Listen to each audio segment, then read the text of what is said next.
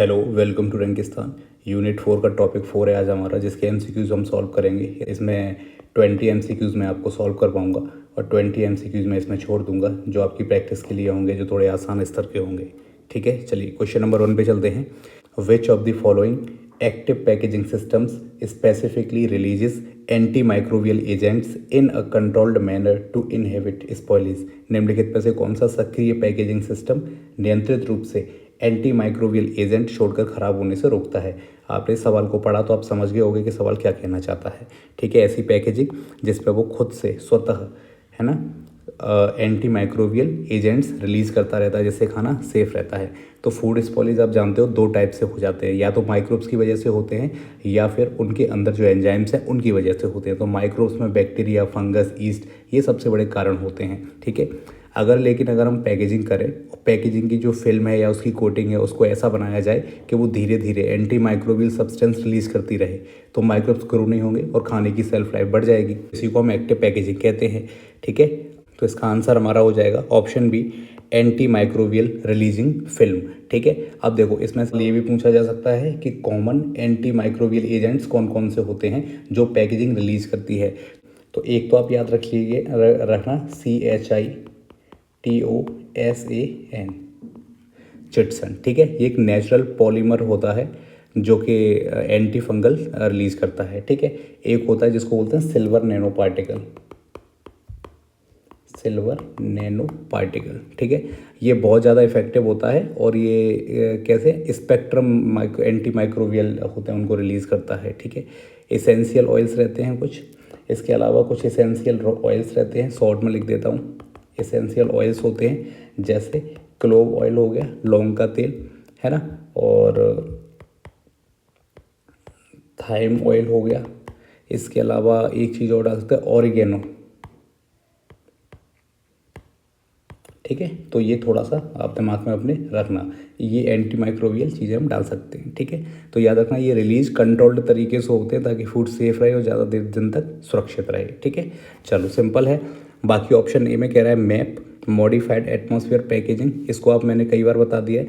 जैसे एग्जाम्पल के लिए ऑक्सीजन को कम कर देना है, इसमें CO2 को इसमें ज़्यादा डाल देना है, या फिर नाइट्रोजन को इसमें ज़्यादा डाल देना है।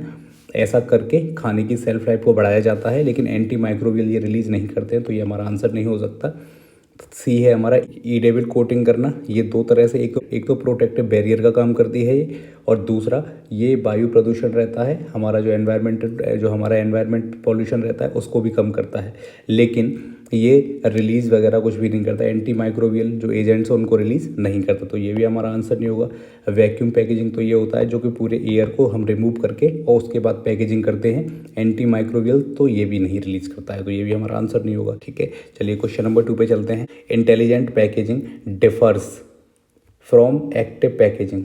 ठीक है, इंटेलिजेंट पैकेजिंग और एक्टिव पैकेजिंग के बारे में यहाँ सवाल पूछा है, बताइए दोनों अलग अलग क्यों हैं, ये आपको बताना है। सबसे पहले कॉन्सेप्ट समझ लो। एक्टिव पैकेजिंग का कॉन्सेप्ट तो मैंने अभी अभी आपको ऊपर बताया, इसमें एनवायरनमेंट को बदला जाता है। ठीक है, एग्जांपल के लिए जैसे ऑक्सीजन एब्जॉर्बर हमने डाल दिए इसमें, CO2 को इसमें हमने रिलीज़ कर दिया, मॉइस्चर को एब्जॉर्ब करने वाले एब्जॉर्बर जो पाउच आते हैं हमने वो डाल दिए। ठीक है, वही हम इंटेलिजेंट पैकेजिंग की जब हम बात करेंगे तो ये हमको इन्फॉर्मेशन देता है। इन्फॉर्मेशन किस चीज़ की देता है, इसमें स्टिकर्स वगैरह कुछ लगाए जाते हैं, कुछ स्टिकर्स लगाए जाते हैं। स्टिकर्स के अलावा इसमें जो सेंसर्स हैं उनका यूज़ हम इसमें करते हैं, जो हमें इन्फॉर्मेशन देते हैं, इंडिकेट करते हैं कि खाना अभी फ्रेश है या फिर ख़राब हो चुका है। ठीक है, तो ये तो दोनों में एक बेसिक सा अंतर हो गया। वहीं एग्जांपल की अगर हम बात करेंगे, जैसे फ्रेशनेस इंडिकेटर, जैसे एग्जांपल के लिए फिशेस हैं, जैसे मछली हैं, अब उनको हमें पैक करना है तो उसमें हमको फ्रेशनेस एक इंडिकेटर लगाना है। ठीक है, तो आप बता सकते हो किसका एग्जांपल हो जाएगा। उसके अलावा RFID, ये भी मैंने आपको समझाया था, ये एक टैग होता है जो कि सप्लाई चेन को हम इससे ट्रैक करते हैं, ये लगाया जाता है। इसके अलावा TTIS यानी टाइम टेम्परेचर इंडिकेटर होता है जो कि स्टोरेज की कंडीशन को दिखाता है, इनको हम इस पर यूज करते हैं। तो ये इंटेलिजेंट पैकेजिंग के उदाहरण हो जाएंगे। ठीक है मेरे भाई, चलो तो इसका करेक्ट आंसर हो जाएगा option B, it interacts and provides information about food quality. ठीक है, और बेसिक एक लाइन में अगर मैं आपको बता दूं, जहाँ एक्टिव पैकेजिंग की बात आएगी, ये काम करता है कि हम इसमें उसके एनवायरनमेंट को ही चेंज कर देते हैं। ठीक है, और वहीं इंटेलिजेंट पैकेजिंग की बात होगी तो वहाँ पे आप याद रखना ये इन्फॉर्मेशन देता है हमको, इसमें कई प्रकार के इंडिकेटर्स वगैरह हम इसमें यूज करते हैं। ठीक है, चलो नेक्स्ट क्वेश्चन पे चलते हैं। Question number 3, in time temperature indicator TTIS the colour changes is usually based on. समय तापमान संकेतक में रंग परिवर्तन सामान्यतः किस पर आधारित होता है? Enzymatic reaction, polymer degradation, microbial respiration, oxidation of lipids. बताइए। सबसे पहले तो कॉन्सेप्ट थोड़ा सा समझो इसका। पहले तो मेरे भाई ये जो TTIS है ना, ये होते हैं छोटे छोटे लेबल्स, ठीक है, जो पैकेट्स पे लगे होते हैं, ठीक है, जो फूड के साथ में ही इनको पैक किया जाता है। ये हमको स्टोरेज का टेम्परेचर, उसकी टाइमिंग, उसकी हिस्ट्री को बताते हैं। जैसे एग्जांपल के लिए आप आइसक्रीम खाते हो, अगर ये पिघल गई और दोबारा फ्रीज हो गई तो TTI जो होगा वो कलर उसका बदल जाएगा। एग्जांपल के लिए आइसक्रीम आपने खाई, आइसक्रीम आपने किया, अगर वो पिघल गई तो फिर दोबारा से अगर उसको फ्रीज हुई है तो TTI उसका कलर उसका बदल जाता है, ठीक है। तो इससे हमें बताता है कि ये खाने लायक नहीं है या ठीक नहीं है, ठीक है। तो एंजाइम्स रिएक्शन या फिर केमिकल रिएक्शन, इनके ही प्रिंसिपल पे ही काम करता है, ठीक है। और आपसे पूछे कि TTIS एक लाइन में पूछे अगर तो बता देना कि ये एंजाइम्स के रिएक्शंस पे और केमिकल रिएक्शन पे काम करता है, ठीक है। टेम्परेचर अगर ज़्यादा है, जैसे टेम्परेचर अगर ज़्यादा है तो रिएक्शन ज़्यादा होगा, ठीक है, और इसका कलर जो है जल्दी जल्दी चेंज होगा। इतना आप याद रखेंगे, ठीक है। जैसे एग्जांपल के लिए आपको फ्रेशनेस चेक करनी है, ठीक है, तो TTI जो होगा टाइम टेम्परेचर इंडिकेटर, ये याद रखना पर्पल से ऑरेंज कलर का हो जाएगा अगर फ्रेशनेस चेक करनी है आपको तो, ठीक है। इतना आप याद रखेंगे। तो ऑप्शन ए इसका हो जाएगा मेरे भाई, एंजाइमेटिक रिएक्शन हमारा आंसर हो जाएगा। पॉलीमर डिग्रेडेशन की बात कर रहा है तो ये नहीं होगा। पॉलीमर डिग्रेडेशन TTIS कॉन्सेप्ट में इसका कोई जगह नहीं है। माइक्रोबियल रेस्पिरेशन कोई मतलब नहीं, सूक्ष्म जीवों का सांस लेना, ये तो लेंगे ही, लेकिन इसका इससे TTIS से लेना देना नहीं है। लिपिड ऑक्सीडेशन, ये रेंसिडिटी का रीजन तो बनता है, लेकिन TTIS के लिए ये बेस नहीं होता है, इतना आप याद रखेंगे। चलो तो क्वेश्चन नंबर 4 पे चलते हैं। Which nano technology approach is used to improve oxygen and moisture barrier properties in plastic films. कौन सा नैनो टेक्नोलॉजी दृष्टिकोण प्लास्टिक फिल्मों में ऑक्सीजन और नमी अवरोध गुण सुधारने के लिए प्रयोग होता है? Nano clay intercalation, nano silver coating, nano emulsification, nano lipid ये बेसिकल्स। बताइए इनमें से कौन सा आंसर आपका हो जाएगा।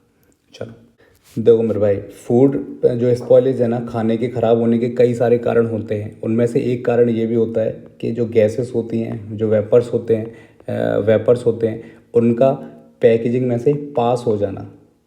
जैसे खाने को तुमने, ये फूड है, इसको अच्छे पैकेट में तुमने रैप किया हुआ है, और जो गैस है और जो वेपर्स होते हैं वो इसमें से पास होके खाने तक पहुंच जाएं, ठीक है। तो पहली चीज़ ये। अब हम बात करते हैं नैनो मटेरियल की।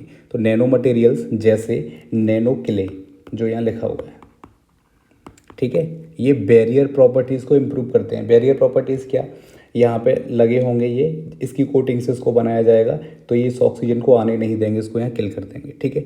नैनो क्ले लेयर्ड स्ट्रक्चर, और बताता हूँ कैसे। नैनो क्ले एक लेयर्ड स्ट्रक्चर बनाता है, ये गैस इसको लंबा रास्ता लेना पड़ता है इसके लिए, ठीक है, और इसकी परमेबिलिटी भी काफ़ी कम हो जाती है, इसकी वजह से खाना हमारा बच जाता है। रिजल्ट इसका होता है कि फूड ऑक्सीजन से कम कॉन्टैक्ट में आ पाता है और उसकी सेल्फ लाइफ बढ़ जाती है। सिंपल सी बात है, सिंपल सी कहानी है मेरे भाई। नैनो क्ले इंटरकलेशन, ठीक है, ये हमारा आंसर हो जाएगा। नैनो सिल्वर कोटिंग कह रहा है तो एंटी माइक्रोबियल प्रॉपर्टी देता है, लेकिन बैरियर को इम्प्रूव नहीं करता है ये, ठीक है। इसके अलावा नैनो इमल्सिफिकेशन की बात करेंगे तो याद रखना मेरे भाई, ये आपको फ्लेवर, बेवरेज और स्टेबलाइजेशन में यूज होता है, लेकिन ये भी यहाँ पे बैरियर इंप्रूव नहीं करेगा। नैनो लिपिड बेसिकल्स की बात करते हैं तो याद रखना जो ड्रग होते हैं उनका एक एक्टिव कंपाउंड डिलीवरी सिस्टम ये होता है। इसके अलावा यहाँ पे इसका कोई काम नहीं है। क्वेश्चन नंबर 5 पे चलते हैं। Edible coatings enriched with essential oils act as.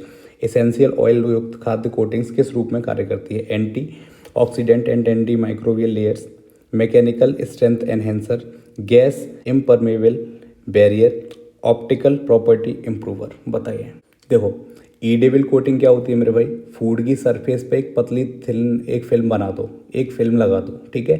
अब इससे खाना सेफ भी रहेगा और आप उसको खाने के साथ ही खा भी सकते हो। अब देखो, अगर इसमें कोई एसेंशियल ऑयल मिक्स कर दिया जाए तो ये नेचुरल एंटीऑक्सीडेंट का काम करती है और एंटी माइक्रोबियल का काम करती है, ठीक है। तो क्या करेगा, ठीक है। तो एंटीऑक्सीडेंट और एंटी माइक्रोबियल अगर इसमें लेयर कोई ऑयल मिला देते हैं तो ये बना देती है, ठीक है मेरे भाई। तो ये हो जाएगा। अब एग्जाम्पल तुम्हारे लिए, तो ये तो हमारा आंसर हो जाएगा। इसके अलावा अब देखो कुछ सवाल, कुछ और चीज़ें देख लो। ऑरिगेनो ऑयल, ठीक है, ये एंटी फंगल का काम करता है, ठीक है। लेमन ऑयल, ये एंटीऑक्सीडेंट और फ्लेवर एनहेंसर का काम करता है, ठीक है। इसके बेनिफिट्स क्या होते हैं मेरे भाई? केमिकल प्रिजर्वेटिव की ज़रूरत इसमें हमको कम पड़ती है, ये हमारा सबसे बड़ा इसका एक बेनिफिट होता है, ठीक है। चलो, तो हमारा आंसर तो यही हो गया। इसके अलावा और दूसरे ऑप्शंस हमारे यहाँ पे काम के नहीं हैं। जैसे यहाँ पे लिखा है एक गैस परमेबल बैरियर, तो इसको याद रखना, ये कुछ हद तक पॉसिबल तो हो सकता है मेरे भाई, लेकिन इसेंशियल ऑयल्स का मेन रोल्स इसमें रहता है प्रिजर्वेशन में, तो इसमें यहाँ पे डालते नहीं है, तो ये भी नहीं हो जाएगा। इसके अलावा ऑप्टिकल प्रॉपर्टी, ये ट्रांसपेरेंसी इंप्रूव तो हो सकती है इससे, लेकिन इसेंशियल ऑयल इसका उद्देश्य यहाँ पे भी नहीं होगा, ठीक है। तो इतना याद रखना। तो ईडेबल कोटिंग, ठीक है, तो ईडेबल कोटिंग का आप सीधा सीधा सिंपल समझ गए होगे क्या है मेरे भाई? ये बायोडिग्रेडेबल है और सेफ़ भी है। पहला तो कोटिंग कैसी है? बायोडिग्रेडेबल है। दूसरा, ये सेफ़ है, ठीक है। नेचुरल ऑयल का ही हम इसमें यूज कर रहे हैं, कोई केमिकल्स इसमें नहीं डाल रहे हैं। बाकी इसेंशियल ऑयल तुम समझते हो नेचुरल प्रिजर्वेटिव की तरह काम करते हैं, ये वाली चीज़ होगी। चलो आगे बढ़ते हैं मेरे भाई, क्वेश्चन नंबर 6 पे। In biosensor packaging the most critical component is, biosensor packaging में सबसे महत्वपूर्ण घटक इनमें से कौन सा है? ऑप्शंस हैं biological recognization element, thick polymer matrix और RFID टैग्स। इसके अलावा हीट सील लेयर। बताओ सबसे पहले बायोसेंसर पैकेजिंग क्या है, थोड़ा सा इसको समझने की कोशिश करते हैं। एक ऐसा सिस्टम जिसमें फूड स्पॉइलेज यानी खाने की खराबी या फिर कंटेमिनेशन डिटेक्ट करने के लिए सेंसर्स लगाए जाते हैं मेरे भाई। बायोसेंसर से ही आप याद रख सकते हो कि इसमें सेंसर्स लगाए जाते हैं। बायोसेंसर मेनली 3 मेन हिस्सों से बना होता है। इसके 3 हिस्से होते हैं। पहला हम यहाँ पे, चलिए कंप्लीट बता देता हूँ आपको। पहला हम यहाँ लिखेंगे बायोलॉजिकल रिकॉग्नाइजेशन एलिमेंट, शॉर्ट में लिख दूँ क्या? Biological recognization element. इसका काम क्या है मेरे भाई? ये टारगेट को पहचानता है। टारगेट इसका कौन होगा? चलो, ये टारगेट को पहचानता है। टारगेट इसका कौन होगा? एंजाइम्स होंगे, एंटीबॉडी होंगे, DNA प्रोब्स होंगे, माइक्रो ऑर्गेनिज्म यानी सूक्ष्म जीव होंगे, उनको ये पहचानता है। सेकंड नंबर पे आता है जिसको हम बोलते हैं ट्रांसड्यूसर।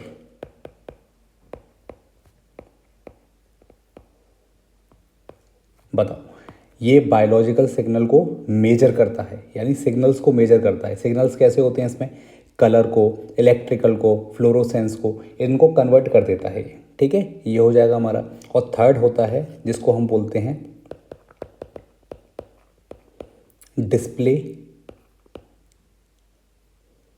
Display indicator system. ये क्या करेगा? कंज्यूमर यानी कि हमें ये रिजल्ट दिखाता है, शो करता है स्क्रीन में एक तरह से।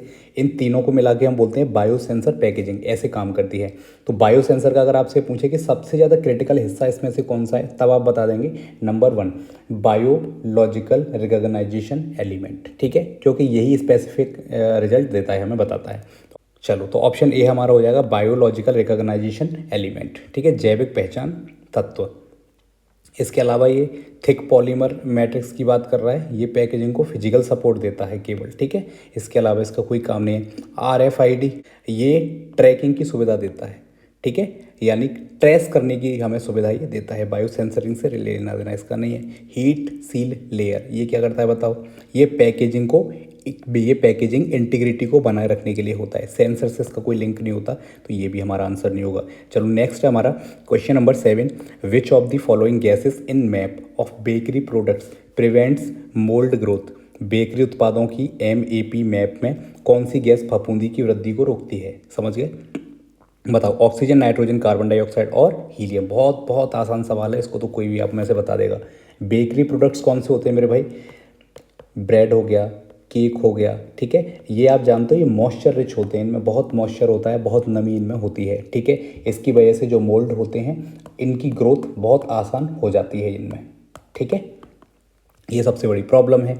तो इनको सही रखने के लिए हम MAP मॉडिफाइड एटमॉस्फेयर पैकेजिंग इसका हम इस्तेमाल करते हैं। और इसमें आप जानते हो ऑक्सीजन को हम कम करके CO2 को मेरे भाई बढ़ा देते हैं। और ऐसे तो N2 भी बढ़ाया जाता है, लेकिन आप जानते हो कि CO2 को बढ़ाना और N2 को बढ़ाना, इन दोनों का काम अलग अलग होता है। CO2 बढ़ा रहे हैं, इसका मतलब है जो माइक्रोब्स है उनको कम करना, उनकी ग्रोथ को कम किया जाता है, ठीक है। और नाइट्रोजन तो एक फिलर गैस की तरह ही काम करता है इसमें। चलो, तो CO2, तो इसमें हम क्या लगाएंगे, इसका आंसर क्या होगा बताओ, कार्बन डाइऑक्साइड, ये हमारा आंसर हो जाएगा, ठीक है। बाकी जो CO2 है ये फंगिस्टिक होती है, यानी कि मोल्ड की ग्रोथ को रोक देती है, ठीक है, सिंपल सी बात है। बाकी के ऑप्शंस देख लो, कह रहा है ऑक्सीजन बढ़ा देते हैं, ऑक्सीजन बढ़ा देंगे तो मोल्ड और ज़्यादा बढ़ जाएंगे, स्पॉइलेज और जल्दी जल्दी होगा। नाइट्रोजन ये एक स्पॉइलेज को डिले कर देती है ना, इनकी प्रक्रिया को रोक देती है, समझ रहे हो ना, इसलिए फिलर गैस की तरह इसको यूज किया जाता है, सिंपल सी बात है। और हीलियम, ये तो इनर्ट है, हीलियम इनर्ट है, बेकरी और मैप में इसको यूज नहीं किया जाता है मेरे भाई, सिंपल सी बात है। चलो नेक्स्ट क्वेश्चन 8 पे चलते हैं। A limitation of biodegradable films from starch is, starch से बनी बायोडिग्रेडेबल फिल्मों की एक सीमा है। Poor water resistance, high thermal stability, non biodegradability, toxic residues, बताइए विषैले अवशेष। स्टार्च से बना हुआ जो बायोडिग्रेडेबल होता है, जो जनरली आसानी से, समझो मेरी बात, एक लिमिटेशन की बात करें, बायोडिग्रेडेबल फिल्म तो आप समझते हो मेरे भाई, ये स्टार्च से बनी हुई बायोडिग्रेडेबल फिल्म की बात कर रहा है, जो कि आसानी से हमारे नेचर में एब्जॉर्ब हो जाती है, हमारे नेचर को कोई ज़्यादा बहुत हर्ट नहीं करती है ये, ठीक है। ये सबसे पहली चीज़ तो मेरे भाई ये चीप होती है काफ़ी ज़्यादा, ठीक है, सस्ती होती है, और सबसे बड़ी इसकी बात है कि ये इको फ्रेंडली होती है, ठीक है। लेकिन इसका सबसे बड़ा ड्रॉबैक यहाँ पे हमसे पूछा है तो ये होती है हाइड्रोफिलिक इसका नेचर होता है। सब बोलेंगे क्या इसका ड्रॉबैक क्या है, कमी क्या है इसकी, ये वाई है मेरे भाई, हाइड्रोफिलिक नेचर की ये होती है। आप बोलेंगे सर ये क्या होता है इसमें, देखो वाटर को एब्जॉर्ब कर लेती है ये, ठीक है, और इससे हमारी जो पैकेजिंग है मेरे भाई ये वीक हो जाती है। इतनी सी सिंपल बात समझ गए। इसलिए स्टार्च की जो फिल्म है इसका वाटर रेजिस्टेंस होता है बिल्कुल पुअर, तो इसलिए हम क्या लगा देंगे यहाँ पे, पुअर वाटर रेजिस्टेंस, ठीक है, पानी को ये नहीं रोक पाती है, सिंपल सी बात है। चलो अच्छा, एक बात और अगर इसमें पूछ लेता आपसे, हाई थर्मल स्टेबिलिटी, ताप पे क्या स्थिर रहता है, तो याद रखना स्टार्च की थर्मल स्टेबिलिटी भी लो होती है, हाई नहीं होती है मेरे भाई, तो ये भी हमारा गलत हो जाएगा। नॉन बायोडिग्रेडेबिलिटी, स्टार्च, ये तो इसका एक फ़ायदा है मेरे भाई कि बायोडिग्रेडेबल हो जाती है, नेचर में आसानी से घुल मिल जाती है, प्लास्टिक थोड़ी ना ये। अगला है टॉक्सिक रेसिड्यूज, स्टार्च नेचुरल है, टॉक्सिक रेसिड्यूज प्रोड्यूस नहीं करता है ये, ठीक है, तो ये वाली चीज़, तो यहाँ पे इसकी कमी पूछी थी वो हमने यहाँ लगा दी, ये टॉक्सिक वाला, ये ऑप्शन डी और सी, ये दोनों इसकी विशेषताएं हैं, है ना, ये इसके फीचर हैं, इसकी अच्छाई है ये। चलिए क्वेश्चन नंबर 9 पे चलते हैं। Which of the following smart packaging system uses कलरीमेट्रिक sensors for spoilage detection, इनमें से कौन सा स्मार्ट पैकेजिंग सिस्टम खराबी की पहचान करने के लिए कलरीमेट्रिक सेंसर का उपयोग करता है, बताइए। Freshness indicator, RFID system, map या फिर रीटॉट पाउच, बताओ। अच्छा सवाल है मेरे भाई, आने वाला सवाल है ये। चलो, तो स्मार्ट पैकेजिंग में कई प्रकार के इंडिकेटर का हम यूज करते हैं, कुछ मैं आपको बता देता हूँ। सबसे पहला एक होता है यहाँ पे फ्रेशनेस इंडिकेटर, ठीक है, फ्रेशनेस FI लिख देता हूँ शॉर्ट में, याद रखना कलरीमेट्रिक सेंसर का इस्तेमाल हम इसी में करते हैं। समझो स्पॉइलेज की जो गैसेस होती हैं, स्पॉइल करने वाली जो गैसेस होती हैं, जैसे चलो लिख देता हूँ स्पॉइलेज गैसेस, इनमें से कुछ नाम जैसे अमोनिया, ठीक है, और हाइड्रोजन सल्फाइड, ये डिटेक्ट करके ये रंग बदल देते हैं, H2S, ये रंग बदल देते हैं मेरे भाई, ठीक है। तो इसके अलावा एक तो ये हो गया हमारा FI यानी फ्रेशनेस इंडिकेटर। सेकंड और हम कौन सा करते हैं, TTIS, टेम्परेचर हिस्ट्री, ये हमारा बताता है, इसको हम पहले बात कर चुके हैं। RFID, ये ट्रैक करने के लिए यूज होता है, ठीक है, तो इतनी चीज़ों का हम इस्तेमाल करते हैं। तो जो स्पॉइलेज डिटेक्शन कलर चेंज से करता है उसी को कहते हैं फ्रेशनेस इंडिकेटर, ठीक है। तो आंसर हो जाएगा हमारा कौन सा, ऑप्शन A। बाकी के ऑप्शन हमारे गलत हो जाएंगे क्योंकि RFID तो इसको मैंने बता दिया था, फूड स्पॉइलेज डिटेक्ट नहीं करेगा, ट्रैकिंग का काम करता है ये। MAP क्या करता है बताओ, ये एनवायरनमेंट कंट्रोल करता है, जैसे मैंने बताया मॉडिफाइड एटमॉस्फेयर पैकेजिंग का काम करता है, हमने ऑक्सीजन को हटा दिया, CO2 को बढ़ा दिया, एनवायरनमेंट को कंट्रोल करके हम अपने खाने को बचाते हैं। रीटॉट पाउच की बात करेंगे तो ये स्टरलाइज्ड पैकेजिंग एक तरह से होती है, हीट वाली, ठीक है, स्पॉइलेज को डिटेक्शन करने का काम इसका नहीं है। तो नेक्स्ट क्वेश्चन है हमारा 10, which biodegradable polymer is produced by bacterial fermentation, कौन सा बायोडिग्रेडेबल पॉलीमर बैक्टीरियल फर्मेंटेशन या किण्वन से उत्पादित होता है, बताओ। पीएलए जिसको पॉलीलैक्टिक एसिड कहते हैं, पीएचएज पॉलीहाइड्रोक्सी अल्केनॉइड्स इसको कहा जाता है, पीईटी या फिर नाइलॉन, बताओ। सबसे पहले कॉन्सेप्ट समझो थोड़ा सा। कह रहा है बायोडिग्रेडेबल पॉलीमर्स, बायोडिग्रेडेबल पॉलीमर्स सबसे पहले तो मेरे भाई ये माइक्रो ऑर्गेनिज्म से बनाए जाते हैं, ठीक है, माइक्रो ऑर्गेनिज्म से बनते हैं ये, समझते चलो, सुनते चलो पूरी बात। चलो पीएलए को समझो। पीएलए ये एक लैक्टिक एसिड, ठीक है, लैक्टिक एसिड पॉलीमराइजेशन से बनता है ये, ठीक है, शॉर्ट में लिख दिया, पॉलीमराइजेशन से बनता है। और याद रखना ये बैक्टीरियल फर्मेंटेशन से नहीं बनता है, ठीक है। यहाँ पे क्या पूछ रहा है हमसे, बैक्टीरियल फर्मेंटेशन हमसे पूछा हुआ है इसने, ठीक है। तो ये हमारा बताओ आंसर होगा क्या, नहीं होगा, ठीक है, क्योंकि ये लैक्टिक एसिड से बनता है। सेकंड है हमारा पीएचएज, इसको देख लो, इसको बोलते हैं पॉलीहाइड्रोक्सी अल्केनॉइड्स। ये मेरे भाई बैक्टीरिया, ये बैक्टीरिया ग्लूकोज फैटी एसिड इनको फर्मेंटेशन करने के बाद बनता है, ठीक है। तो बायोडिग्रेडेबल और बायो कंपैटिबल ये दोनों होता है, ठीक है। अब इसको ये होल्ड पे रखो। अब आते हैं हम पीईटी, इसको चेक कर लेते हैं। पीईटी और नायलॉन ये दोनों को याद रख लेना। ये पेट्रोलियम बेस्ड पॉलीमर्स होते हैं। कैसे होते हैं, पेट्रोलियम बेस्ड पॉलीमर्स होते हैं। ये बायोडिग्रेडेबल ही नहीं होते, जबकि यहाँ पे बायोडिग्रेडेबल हमसे पूछा है, ठीक है। तो ये वाली चीज़ हो गई। तो पीईटी और ये हमने दोनों के दोनों डिस्कस यहाँ पे नायलॉन वाली कर लिए हैं। तो बताओ इसमें से हमारा आंसर कौन सा होगा, समझ में आया। ऑप्शन बी हो जाएगा ऑब्वियसली पीएचए, जो कि यहाँ सबसे सूटेबल हमारा आंसर हो जाएगा। चलो अब बढ़ते हैं हम क्वेश्चन नंबर 11 की तरफ। चलो मेरे भाई क्वेश्चन नंबर 11 है, रीटॉट पैकेजिंग प्राइमरली एंश्योर्स। रीटॉट पैकेजिंग मुख्यतः क्या सुनिश्चित करती है, sterility and long shelf life, transparency, moisture absorption या फिर रैपिड फ्रीजिंग। सबसे पहले तो ये जो रीटॉट पैकेजिंग है ना, इसकी जो अच्छाइयाँ हैं उनकी बात कर लेते हैं। सबसे पहले तो ये होती है हीट रेसिस्टेंट, शॉर्ट में लिखता जा रहा हूँ बस सुनते चलो। उसके बाद ये होती है multi layer flexibility. Multi layer यानी कई प्रकार के पाउचेस से मिलकर बनी होती है, जिनमें हम कह सकते हैं कि प्लास्टिक हो सकता है, एल्यूमिनियम फॉइल हो सकती है, और मेरे भाई इस पर पॉलिस्टर भी हो सकता है। इनसे मिलकर के ये बनी होती है, पहली चीज़। अब मेरे भाई देखो इसको हम यूज कैसे करते हैं। सबसे पहले जो हमारा खाना होगा, फूड, इसको हम पाउच में पैक करेंगे। कर लिया, कर लिया सर। इसके बाद रीटॉट प्रोसेस करते हैं हम इसको, रीटॉट प्रोसेस हम करते हैं। रीटॉट प्रोसेसिंग कैसे करते हैं मेरे भाई, देखो पहले टेम्परेचर को तो हाई किया जाएगा, ठीक है, हाई टेम्परेचर रखेंगे, हाई प्रेशर रखेंगे, ठीक है। इसके बाद स्टरलाइज इसको हम करते हैं। ऐसे करके तो रीटॉट पाउच बनाए जाते हैं, ऐसे तो किया जाता है। इसके एडवांटेज अगर आपसे कोई पूछे तो क्या बताओगे, तो देखो स्टेरिलिटी तो इसकी कैंस जैसी होती है, लेकिन याद रखना फ्लेक्सिबल पाउचेस ही होते हैं, हल्के होते हैं, इजी हैंडलिंग हो करना होता है, सेल्फ लाइफ इनकी स्टेबल होती है बिना रेफ्रिजरेशन किए हुए, ठीक है। तो करेक्ट आंसर हमारा कौन सा हो जाएगा, sterility and long shelf life. Simple सी बात है, यह नसबंदी लिख गया है, ये गलत है, पता नहीं ये स्टेरिलिटी को नसबंदी क्यों लिखता है, लेकिन ये गलत हो जाएगा, ठीक है।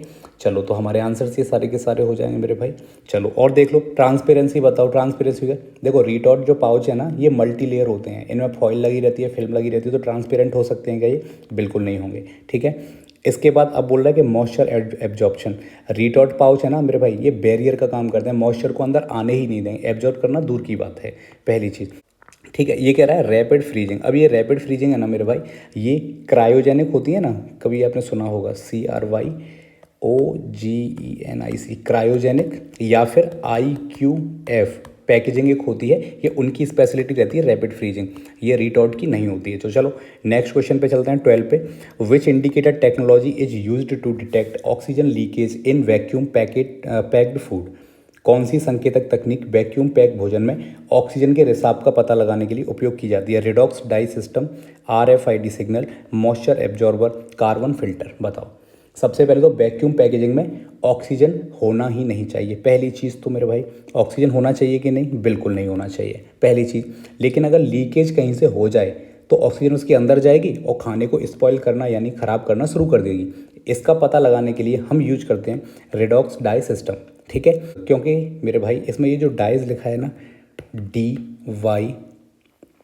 ये जो डाइज लिखा है ना, ये मेरे भाई ऑक्सीजन के प्रेजेंस में ये कलर चेंज कर लेता है, ठीक है, इससे हमें पता चल जाता है, सिंपल सी बात है। तो ये हमारा आंसर हो जाएगा। इसके अलावा RFID ये सिग्नल ये काम क्या करता है, ये ट्रैकिंग का काम करता है। कितनी बार बता दिया, ट्रैक करेगा खाने को, कि ये बताएगा कि कब इसको पैक किया गया और यहाँ आप तक आते समय इसको कितनी बार ठंडा किया गया, गर्म किया गया, ये सारी चीज़ों को ये ट्रैक करके बता देता है। मॉइस्चर एब्जॉर्बर की बात कह रहा है ऑप्शन सी में हमारे। बताओ, मॉइस्चर को ये कंट्रोल करता है मेरे दोस्त।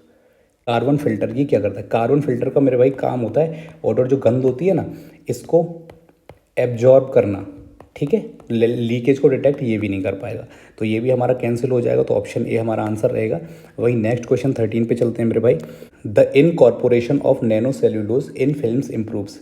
सवाल को समझो, फिल्मों में जो फिल्म मतलब ये मूवीज़ वाली फिल्म नहीं, फिल्म जो हम पतली लेयर बनाते हैं उसमें नैनो सेल्यूलोज का समावेश किस चीज़ को सुधार देता है, किस चीज़ को इम्प्रूव कर देता है। बहुत अच्छा सवाल है ये भी मेरे भाई।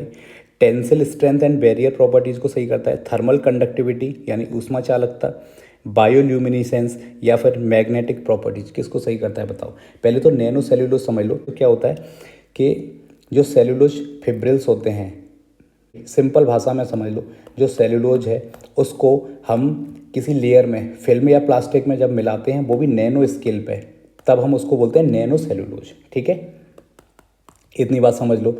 अब इसका काम क्या रहता है, मैकेनिकल स्ट्रेंथ यानी कि टेंसिल स्ट्रेंथ को बढ़ा देना। बिल्कुल सही बात है मेरे भाई, यही इसका आंसर हो जाएगा, इसको बढ़ा देता है। और दूसरा काम इसका रहता है बैरियर प्रॉपर्टीज, जैसे ऑक्सीजन को, मॉइस्चर को, इसको आने से रोकना, बैरियर का काम करना उसको, ठीक है। इससे खाने की जो लाइफ रहती है वो इम्प्रूव हो जाती है। बाकी इको फ्रेंडली भी होते हैं। क्यों होते हैं, क्योंकि सेल्यूलोज रिन्यूएबल होता है मेरे भाई। तो ये सारी की सारे इसके फीचर होते हैं। तो ऑप्शन ए हमारा आंसर हो जाएगा।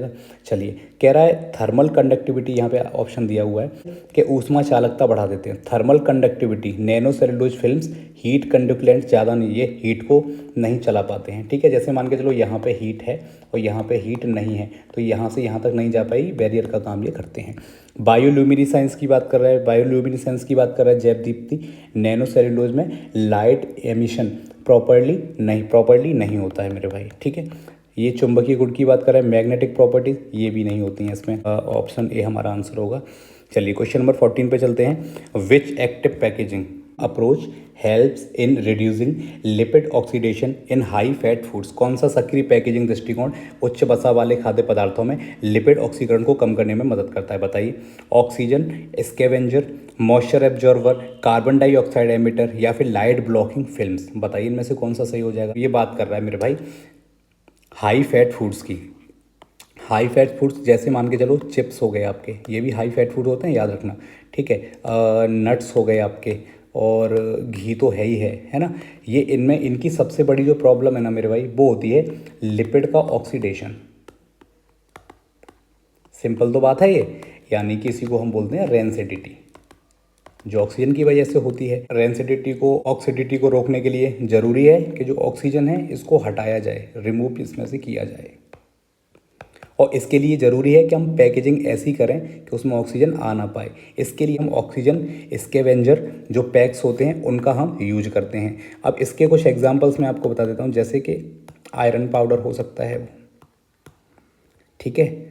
एस्कॉर्बिक एसिड के पाउचेस रहते हैं, वो भी एस्कॉर्बिक एसिड रहते हैं, वो वाला एक सिस्टम हम क्रिएट कर सकते हैं, उससे हम इसको बचा सकते हैं, ठीक है मेरे भाई। तो चलो, ये हमारा आंसर हो जाएगा। बाकी के सारे हम यूज़ यहाँ पे नहीं करेंगे, ठीक है। चलो, ऑप्शन डी में दिया लाइट ब्लॉकिंग फिल्म्स। ये क्या करती हैं मेरे भाई, ये लाइट ऑक्सीडेशन रेडियस को कम कर देती हैं। देखो, कई बार क्या होता है कि लाइट की उपस्थिति में, लाइट आने की वजह से ही ऑक्सीडेशन होता है, तो ये उसको रिड्यूस कर देता है, ठीक है। ऑक्सीजन की प्रेजेंस को पूरी तरह से ये ब्लॉक नहीं कर सकता। बाकी कार्बन डाइऑक्साइड एमिटर की बात कर रहा है, ये माइक्रोबियल ग्रोथ को रोकता है मेरे भाई, माइक्रोबियल ग्रोथ को ये रोक देता है, लेकिन ये ऑक्सीजन को नहीं हटा सकता। मॉइस्चर एब्जॉर्बर की बात कर रहा है, नमी अवशोषक, ये याद रखना, ये नमी को हटाते हैं, ये ऑक्सीडेशन को नहीं रोक पाते हैं, ठीक है। चलिए, तो क्वेश्चन नंबर 15 पे चलते हैं। Major drawback of PLA based packaging is. PLA आधारित पैकेजिंग की एक प्रमुख कमी इनमें से क्या है। PLA क्या होता है मेरे भाई, PLA होता है आपका, इसको हम बोलते हैं पॉली लैक्टिक एसिड। ये रिन्यूएबल सोर्सेस होते हैं, जैसे हम कैसे कॉर्न के स्टार्च से हम बना लें पैकेजिंग, शुगर केन गन्ने होते हैं उससे हम बना लें, ऐसी पैकेजिंग हम बनाना शुरू कर दें। सबसे पहले तो ये बायोडिग्रेडेबल होते हैं मेरे भाई, ठीक है, इको फ्रेंडली होते हैं ये, ठीक है। लेकिन इसकी जो थर्मल रेसिस्टेंस होती है, जो मैं आपको कई बार बता चुका हूँ, ये काफ़ी पुअर होती है, ठीक है। अगर 60 डिग्री सेल्सियस तक भी अगर खाना पहुँच गया तो ये सॉफ्ट हो जाएंगे, ठीक है। हॉट फिलिंग या हाई टेम्परेचर स्टरलाइजेशन के लिए सूटेबल नहीं। लेकिन आप जानते हो कि खाने को पहले पैक करने से पहले कई बार इसको हीट दी जाती है, हाई टेम्परेचर किया जाता है, स्टरलाइजेशन किया जाता है, उसके लिए ये सूटेबल नहीं है, ठीक है। तो सिंपल सी बात है, तो इसका आंसर हो जाएगा option B, sorry option A, poor thermal resistance, है ना, कम तापीय प्रतिरोध। ये क्यों हो जाएगा, ये तो नॉन बायोडिग्रेडेबल थोड़ी होता है। चलिए, ये कह रहा है नॉन बायोडिग्रेडेबल, गलत। ये जो स्टार्च से बने हुए PLA है, नॉन टॉक्सिक होता है, तो PLA तो बायोडिग्रेडेबल होता ही है, ठीक है। चलिए, इसके बाद ऑप्शन सी, उच्च विषाक्तता, ये नॉन टॉक्सिक होता है मेरे भाई, क्यों, क्योंकि स्टार्च से मिलकर के बनाया गया है। हैवी वेट, ये PLA, ये लाइट वेट होते हैं मेरे भाई, ठीक है, लाइट वेट होते हैं ये।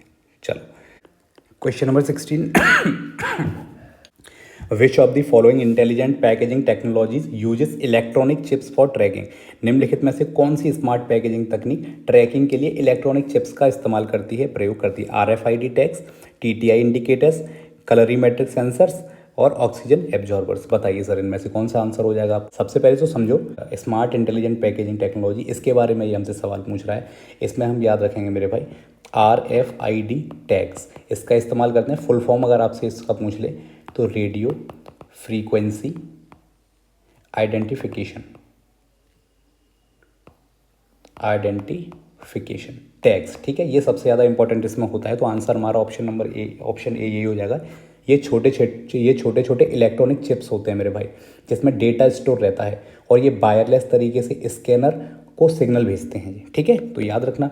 बाकी इसके यूजेस क्या क्या हो सकते हैं, सप्लाई चेन को मॉनिटर करना, कहाँ से कब आया है, कैसे कैसे आया है, रियल टाइम ट्रैकिंग इसकी करना, अभी इस समय कहाँ पर है, प्रोडक्ट की ऑथेंटिसिटी चेक करना कि कहीं किसी ने नकली फर्जी बना के तो नहीं भेज दिया है। ये सारी चीज़ें मेरे भाई आप याद रखें। तो RFID में हम क्या करते हैं मेरे भाई, इलेक्ट्रॉनिक चिप्स का इस्तेमाल हम करते हैं। स्मार्ट, ये इंटेलिजेंट पैकेजिंग टेक्नोलॉजी के अंदर ये आता है, ठीक है।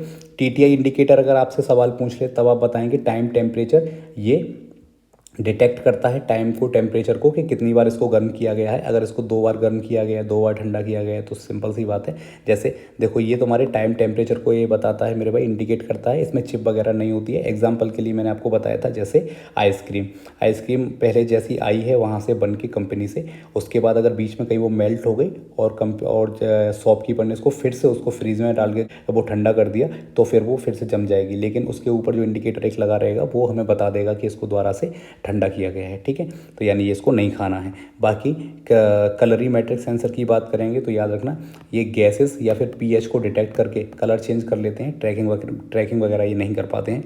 ऑक्सीजन एब्जॉर्बर, ये आप जानते हो एक्टिव पैकेजिंग का एक हिस्सा होता है, ट्रैकिंग से इसका लिंक नहीं होता है।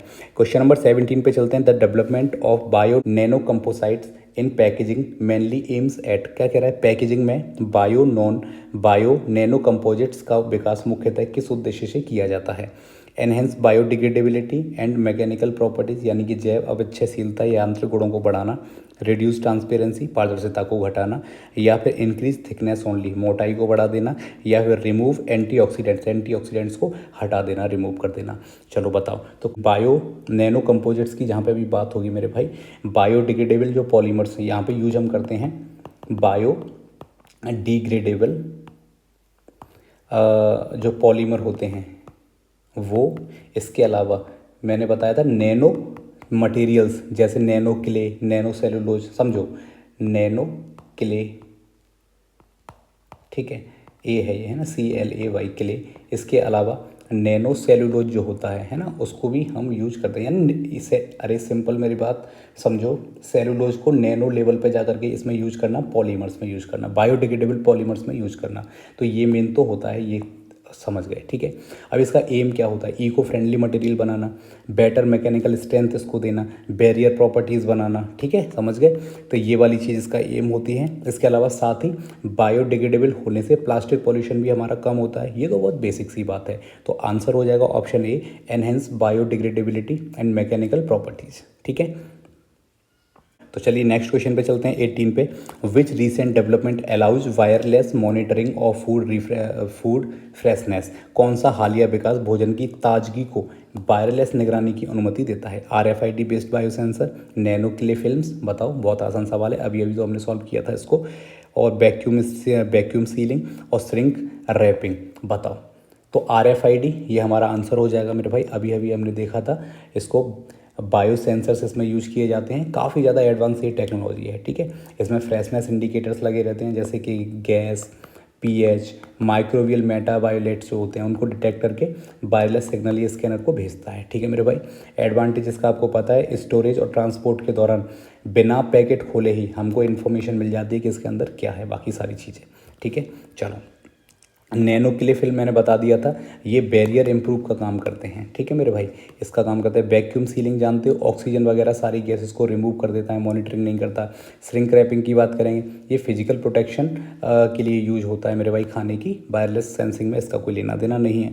नेक्स्ट क्वेश्चन 19 है, the incorporation of essential oils in biodegradable films is considered as. Biodegradable फिल्मों में इसेंशियल ऑयल का सम्मेलन किस रूप में माना जाता है? बताओ। Active packaging strategy, intelligent packaging tool, passive barrier system, या फिर इनर्ट एडिटिव अप्रोच, बताओ। सिंपल है इसका आंसर, एक्टिव पैकेजिंग स्ट्रेटजी के अंदर इसको हम काउंट करते हैं। एसेंशियल ऑयल मैंने आपको बताया था, क्लोव ऑयल, ऑरिगेनो ऑयल, ये नेचुरल एंटी माइक्रोबियल होते हैं, एंटीऑक्सीडेंट्स होते हैं, इनको हम यूज करते हैं, ठीक है। याद रखना, जब इनको हम बायोडिग्रेडेबल जो फिल्म रहती है, बायोडिग्रेडेबल फिल्म होगी, उसमें जब इसको ऐड किया जाता है तो इससे फूड स्पॉइलेज को रोका जा सकता है, ठीक है। इतना ध्यान रखो बस।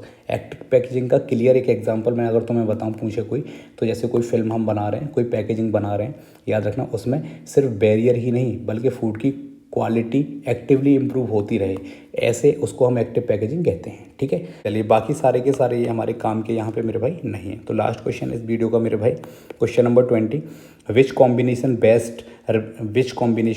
Best represents the future trend of food packaging? कौन सा संयोजन खाद्य पैकेजिंग के भविष्य के रुझान का सर्वोत्तम प्रतिनिधित्व करता है? बताओ, कौन करेगा?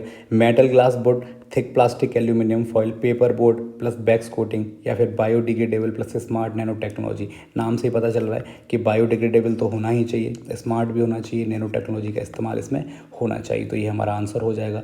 इसमें 3 शब्द हैं। बायोडिग्रेडेबल को समझो, एनवायरनमेंट फ्रेंडली होते हैं इसलिए यूज करना है इनका भविष्य में। स्मार्ट इसलिए क्योंकि फ्रेशनेस, सेफ्टी, ऐसे मॉनिटरिंग सेंसर्स वगैरह लगाए जाएंगे इसलिए इस्तेमाल करना है, खोलने से की ज़रूरत नहीं है उनको, वैसे ही पता चल जाएगा। नैनो टेक्नोलॉजी, यानी कि नैनो टेक्नोलॉजी में क्या होता है, जैसे मैंने आपको सेलुलोज का बताया कि जब नैनो स्केल पे हम इसको पॉलीमर्स में ऐड करते हैं तो एक बैरियर का काम करता है, ऑक्सीजन वहाँ तक नहीं पहुँच पाती, यानी कि ये बैरियर का काम करते हैं, खाने तक ऑक्सीजन को नहीं पहुँचने देते हैं, ठीक है। तो ये क्या करता है, एंटी माइक्रोबियल जो फंक्शन है उसको इम्प्रूव कर देता है मेरे भाई, ठीक है। तो ये हमारा आंसर हो जाएगा, बाकी के सारे हमारे हो जाएंगे गलत। ये तो अभी चल ही रहे हैं सारे के सारे, लेकिन सबसे बेस्ट जो संयोजन है वो हमारा ये हो जाएगा, ठीक है।